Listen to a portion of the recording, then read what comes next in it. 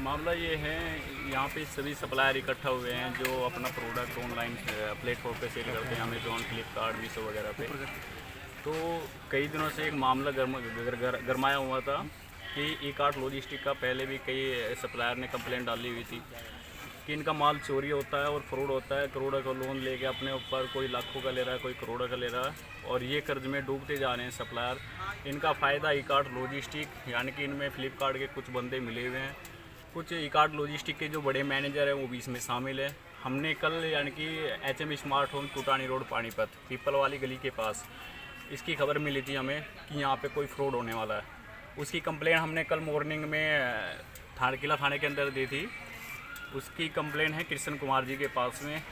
हमने कल लाइव पकड़ा है उसको, जहाँ से गाड़ी निकली उसकी रैकी करवाई और जहाँ पे माल उतरा है वो वहाँ सब कुछ अच्छी तरीके से हमने उसकी फिटिंग बिठाई।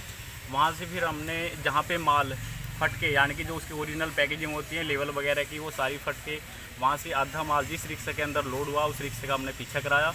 जहाँ पे वो माल पहुँचा वहाँ पे उसमें कुछ बेडशीट थी, कुछ मार्केट की, कम से कम ऐसा ना हो कम से कम 20 या 25 सप्लायर का उस रिक्शे के अंदर माल था।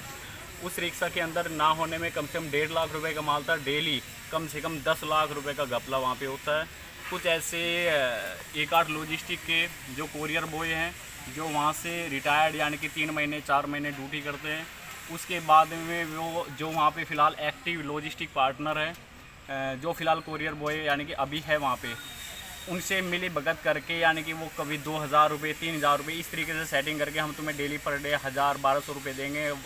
लॉजिस्टिक के अंदर 1,000 या 1,200 की ही आमदनी होती है। उनसे सेटिंग करके वो उनसे ज्वाइन हो जाते हैं। कुछ इसमें बड़े बदमाशों का भी नाम शामिल होगा। इसमें रात हमने जैसे PCR बुलाई 112 नंबर पे, जहाँ पे माल पहुँचाया गया वहाँ पे भी PCR बुलाई। SHO साहब से भी बात हुई थी, उन्होंने सीधा कहा या तो माल अपने घर लेके जाओ या थाने के अंदर माल भिजवा दो, लेकिन यहाँ की जिम्मेवारी आपकी होगी।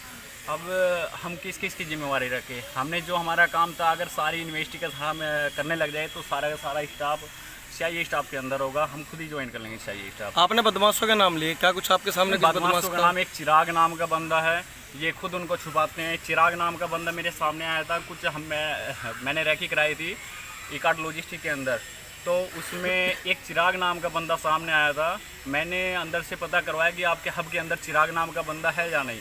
वहाँ से मुझे जवाब आया कि वहाँ पे चिराग नाम का बंदा है, वो हब के अंदर रहता है। वहाँ से आने के बाद में वो शाम को 8 साढ़े 8 बजे उन्होंने एक मकान किराए पे लिया हुआ है जगदीश नगर के अंदर। उस जगदीश नगर के अंदर जो मकान है उसमें अच्छी तरीके से इनकी फील्डिंग बैठती है कि कहाँ है जो बदमाश है, वो बाहर की फील्डिंग पे रहते हैं कि कौन है। गाड़ी जिस भी सप्लायर के पास से निकलेगी उसके बाद जो है ना वो एक बार ये चेक करते हैं CCTV कैमरा कहाँ नहीं है, वहाँ पे वो बैग उतारा जाएगा।